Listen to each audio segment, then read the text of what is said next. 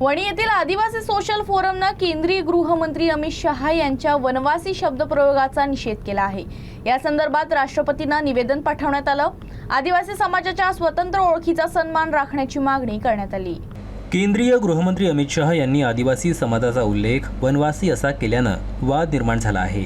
वणीतील आदिवासी सोशल फोरमने या वक्तव्याचा निषेध नोंदवला आहे। उपविभागीय अधिकाऱ्यांमार्फत राष्ट्रपती सचिवालयाला निवेदन पाठवण्यात आलं आहे।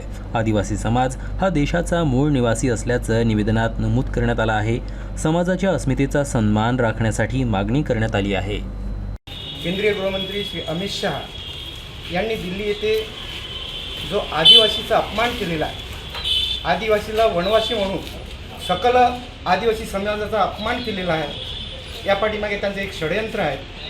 आदिवासीचं जे संस्कृती आहे, आदिवासीचं जे अस्तित्व आहे ते मिटवण्याचं हे एक षडयंत्र आहे।